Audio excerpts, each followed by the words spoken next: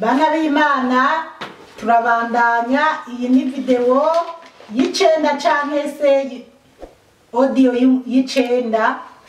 Nariko ndababwira ko twese rero twaje kwisanga twageze mu Rwanda turabana 11 n'abavyeyi turi kumwe. Ndanababwira ukuntu mama yakunda abana atanavyaye, ukuntu yakunda mukuru wanje ukuntu yari umukobwa yaratekereje. Rero kandi nubwo nagiye nza ndabicagagura buriya icyatuma na mama akunda mukuru wanje cyane, uwo mukuru wanje amaze kwegera haruguru nanje tumaze gukura, papa niyongeye kuba yogirira nabi mama uko yishakiye, kuko mama nitwe twamugwanira ishaka. Abagore baba baje kwibunza kuri papa canke kuvamira mama twarabakubita. Mbese ndibuka ko hageze muci mama yacibibanda gacinkone akazinyegeza hejuru mu iparafo, hanyuma tukaza turazikubitisha abagore.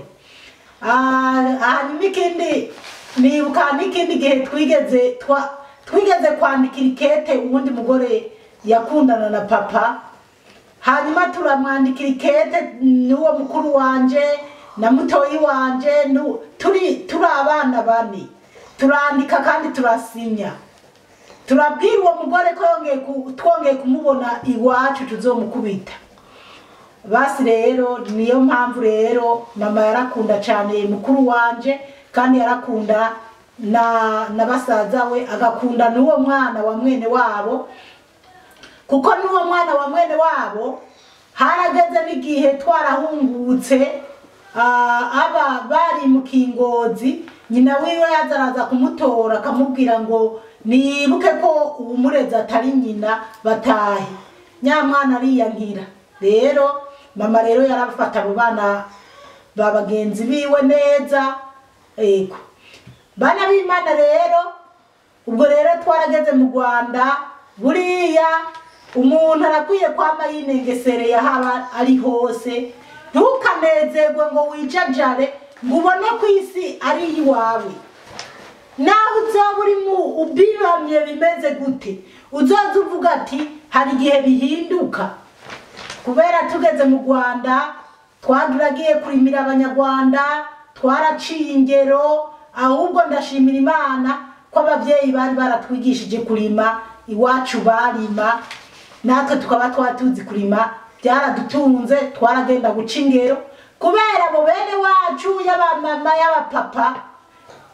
Usibye papa yari yagerageje agahungana amahera, twebwe nta wahunganye impuzu yashobora kuba yojana gusenga. Basi rero hanyuma rero ngarutse inyuma kugira nababwire uko bishe bantu baba mu Kiziba canke bari ku isantre iwacu, hamwe bavuga ngo bacunze inzu z'abahutu. Twebwe na mama tumaze kuvamo tukamara kugenda, harageze igihe kubera ko abantu baza baraja mu misozi bazana abagore babo ngo nibaze ngo mu Kiziba hari amahoro, ngo abasirikare ngo baje ngo bariko ngo barakora inama ngo baracunza umutekano. Ubwo rero bose rero bakoraniye kuwo muhana. Narababwiye umugabo yitwa Cinyeka ariho bariko batekera hamwe ngo baze bararira hamwe. Abasoda nabo ari benshi nyene bari ngaho, baguma bababwira utujambo dusosa, nabo barijajara, bica bituma baza baraza kuzana abagore babo n'abana babo. Hanyuma hagera aho baja ku yindi nzu yari imbere yaho nyene hafi yo muhira nyene mu ibyo bice. Rero barayimena, yari yuzuye nyene ibidandazwa, hari huzuyemo amabiya nyene ibintu by'imangazini. Nyanzu yari y'umugabo bita Mudagi. Hanyuma barayimena, wewe yaraza kudandariza aho haba n'umukozi, ariko yitahira ahantu nyimba ari mu Gitwa. Ubwo ibyariko birabera ngaho ntiyanamenya nibiki.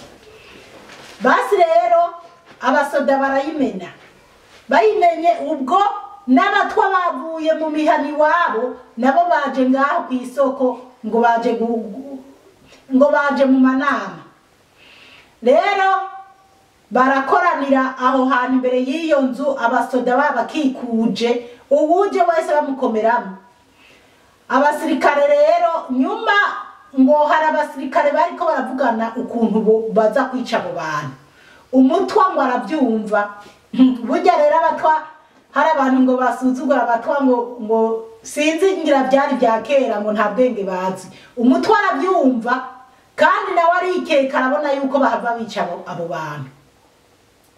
Noneho abasirikare baravuga ngo mwese ngo nimuje ngaha. Hanyuma wa mutwa yavyumvise aca tangura kugumuka, aca tangura ngo aravuga ngo twebwe twegerana n'abarundi, ngo twebwe ntidusangira n'abarundi, ngo mwebwe ntimuri abarundi, ngo twebwe turabatwa.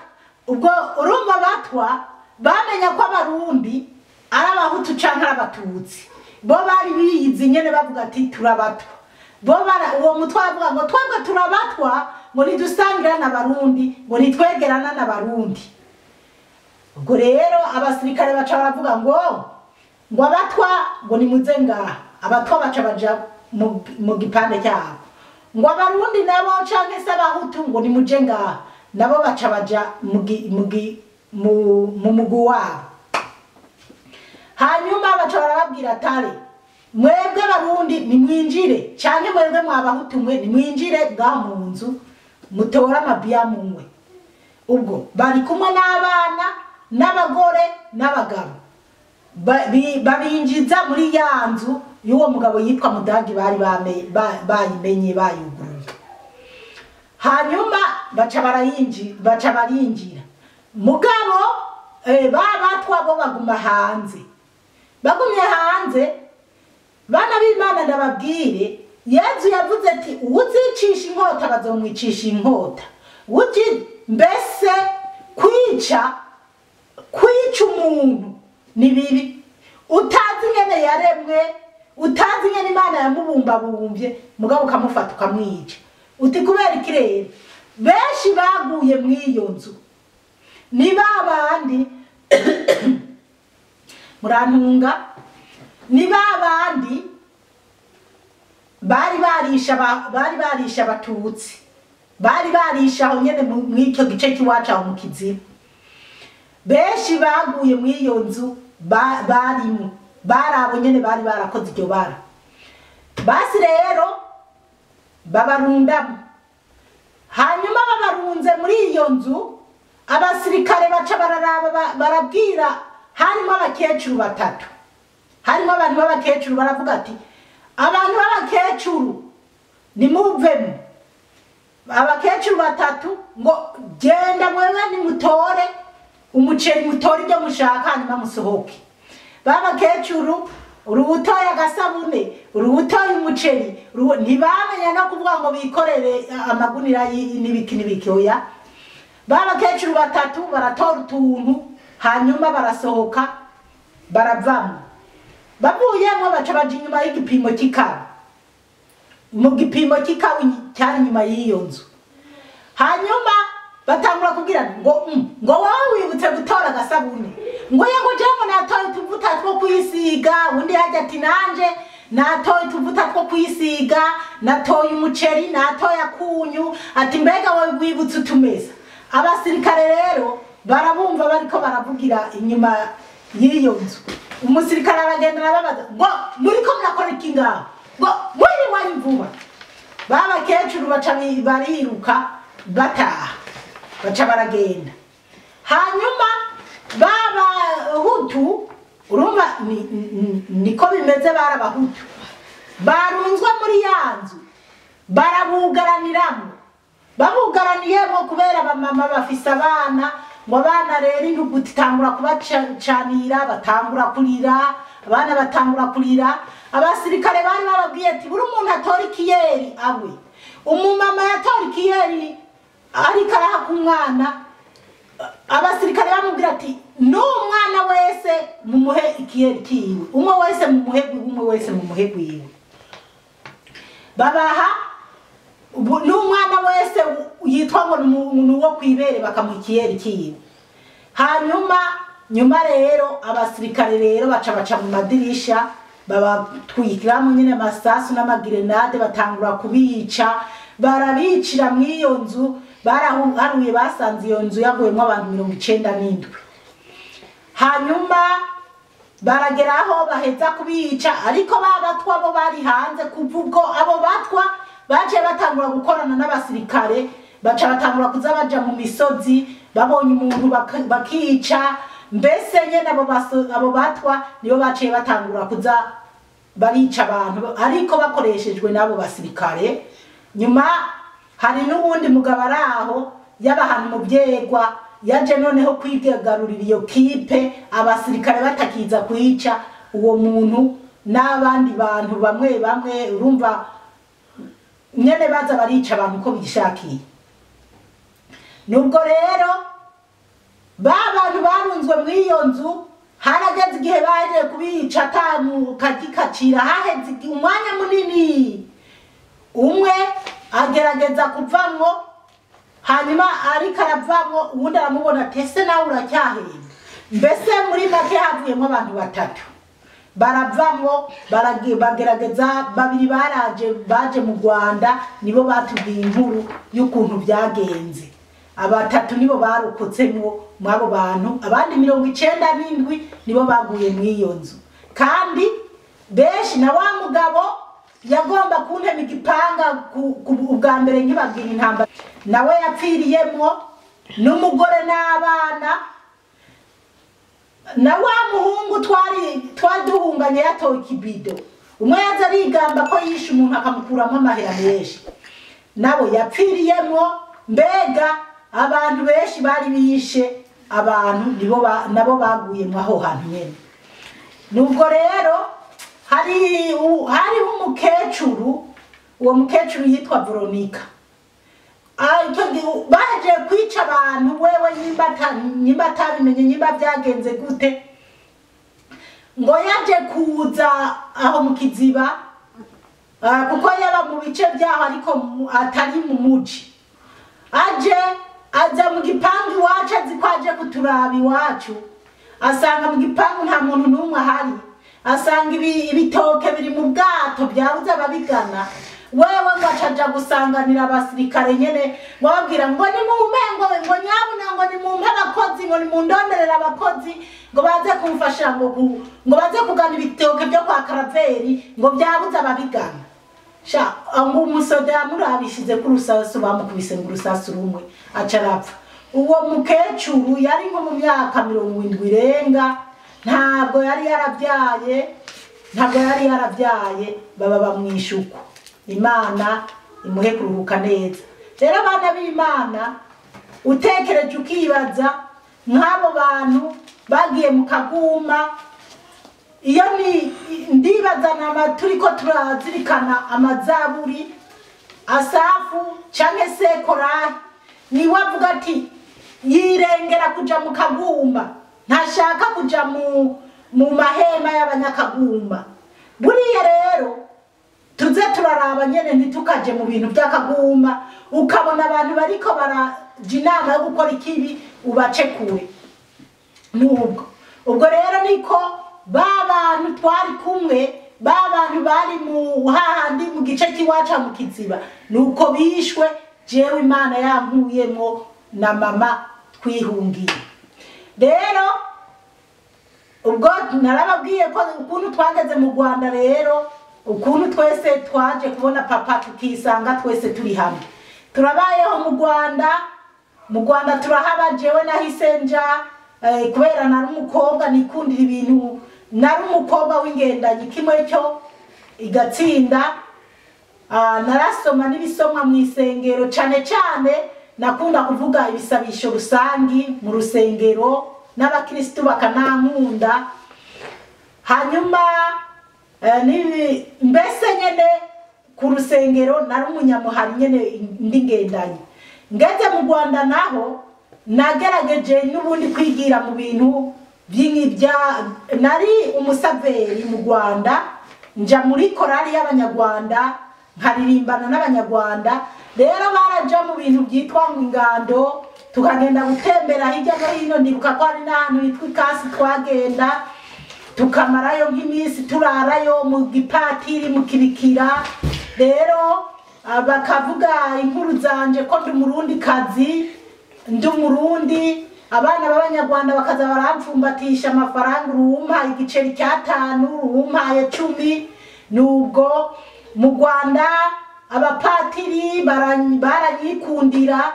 Hari umupatiri wahana Ikigembe kubera yarazi ko turi mpunzi kandi akabona ko nitaye ibintu by'Imana, akampa bya buruguri, akaduha n'ibirayi. Mbese twarapagasa mu Rwanda, twaraca ingero, ariko kandi ntitwabayeho nabi. Imana yaraturengeye iraduha abagenzi. Ababyeyi banje bararonka abagenzi b'abanyarwanda, baradufasha.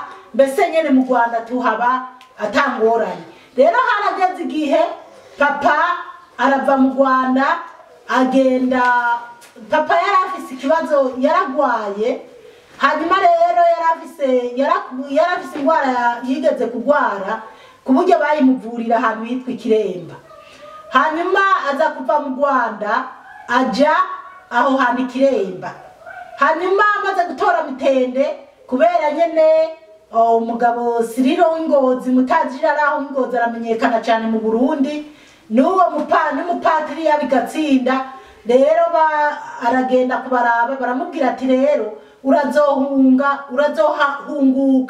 tugufashe wongere ube umudandaza usubire mu bintu byawe, tugufashe usanure.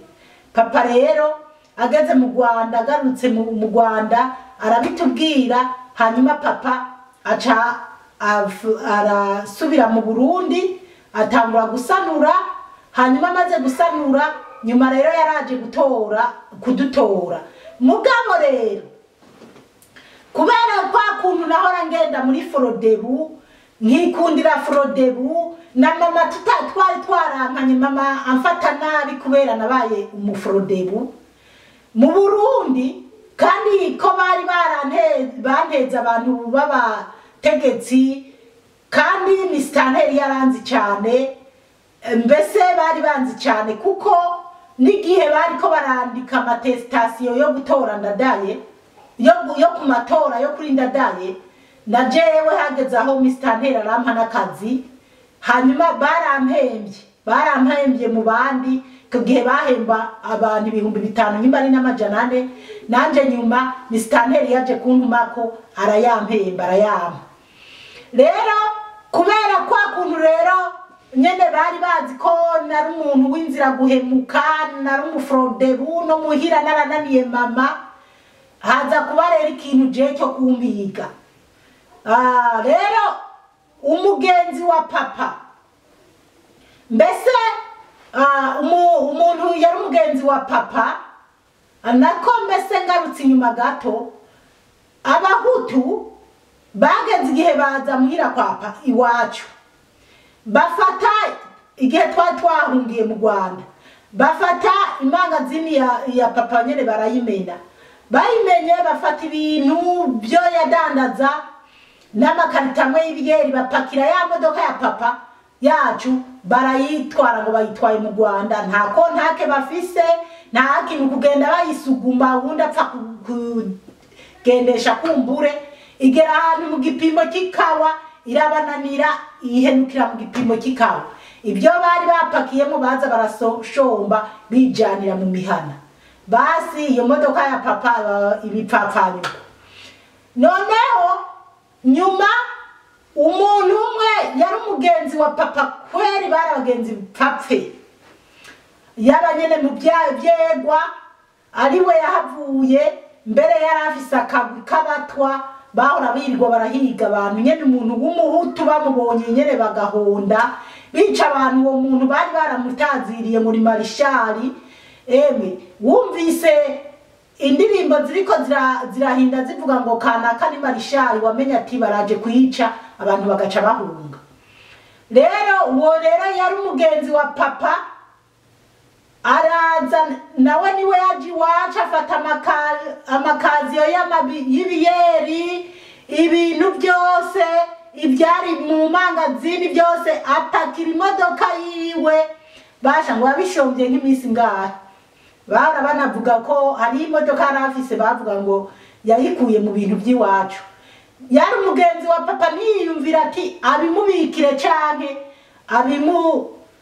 abimubikire mbese muri make basi rero uwo mugabo rero nyuma rero niwe yaciye aza rero arampiga akavuga ati nobona umukobwa wa Karaveri noza ndamutema urutoke ndamutema ino ngo nkamujya inyama ngo niho nomenya ko yapfuye ubwo rero bakaza babaza rero abatwa bavuga ngo bazompige ngo uzombona ngo bazomuhemba rero turi mu Rwanda tuza kumva izo nkuru ko bavuga ko jewe ndiko ndahigwa kwicwa baranampindurira ahubwo bacabaza bavuga ko je ndi umwicanyi nanje mubishe abantu mu Kiziba ndimo mubishe abatutsi ko ndimo Imana yo mwijuri dutabare cyane kandi ndashima Imana jewe atari umwana wanje agira kabiri yapfuye nkamubona sindigera mbona umuntu yapfuye kiretse ibyo mbona kuri televiziyo